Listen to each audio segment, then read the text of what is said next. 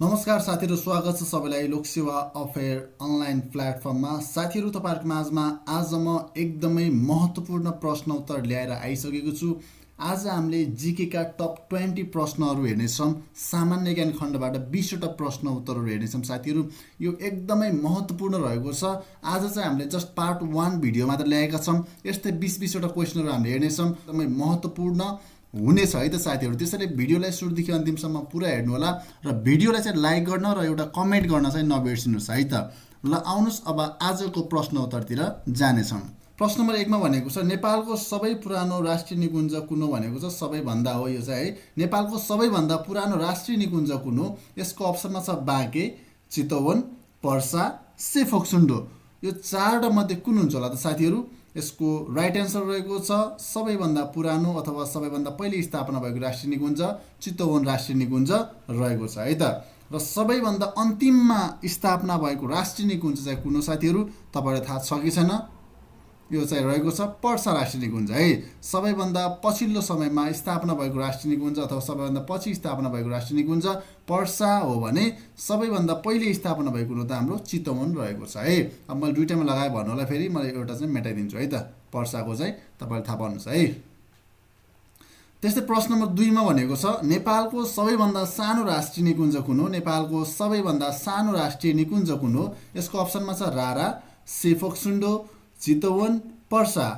यसको right answer के हुन्छ होला त साथीहरू? यसको राइट एन्सर रहेको छ अप्सन क। नेपालको सबैभन्दा सानो राष्ट्रिय निकुञ्ज कुन हो त? रारा राष्ट्रिय निकुञ्ज रहेको छ।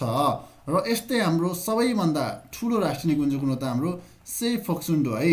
नेपालको सबैभन्दा ठुलो राष्ट्रिय निकुञ्ज कुन हो? क्षेत्रफलको आधारमा सेफोक्सुन्डो राष्ट्रिय निकुञ्ज हो है। सेफोक्सुन्डो राष्ट्रिय निकुञ्ज हाम्रो सबैभन्दा ठुलो राष्ट्रिय निकुञ्ज हो।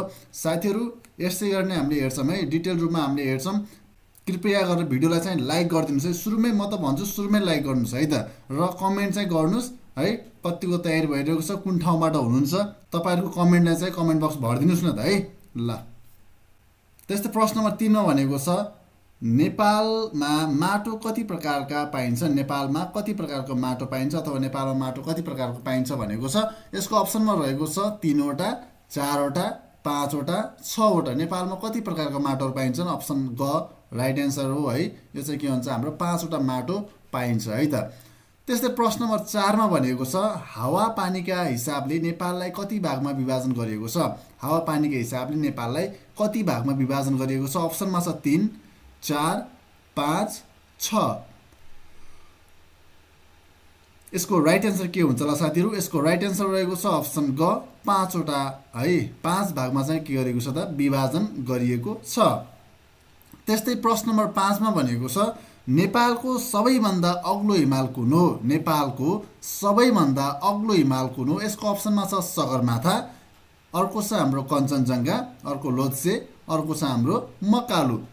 यसको राइट एन्सर के हुन्छ होला साथीहरू? यसको राइट एन्सर रहेको छ अप्सन क सगरमाथा के हो त? सबैभन्दा अग्लो हिमाल हो है। सगरमाथा सबैभन्दा अग्लो हिमाल हो। र दोस्रो अग्लो हिमाल चाहिँ कुन हो? तपाईँहरूले कमेन्ट बक्समा कमेन्ट गर्नुहोस् है त।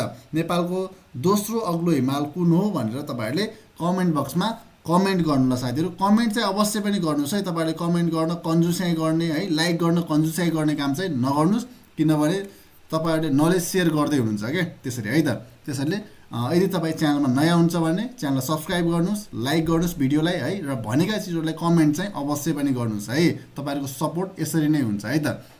र धेरैजना साथीहरूलाई भन्न चाहन्छु मैले, हाम्रो लोकसेवा अफरमा जोडिएका साथीहरू जति हुनुहुन्छ नि, धेरैजनाले भिडियोलाई हेर्नुभएको छ तर सब्सक्राइब गर्नुभएको छैन है। 60% चाहिँ सब्सक्राइब गर्नुभएको छैन। भ्युवर्सहरू टन्नै हुनुहुन्छ है। भ्युवर्स चाहिँ भ्यू जान्छ, राम्रो गइरहेको छ, सबैजनाले मन पराउनु भएको छ, तर पनि सब्सक्राइब चाहिँ गर्नुभएको छैन। किन हो है?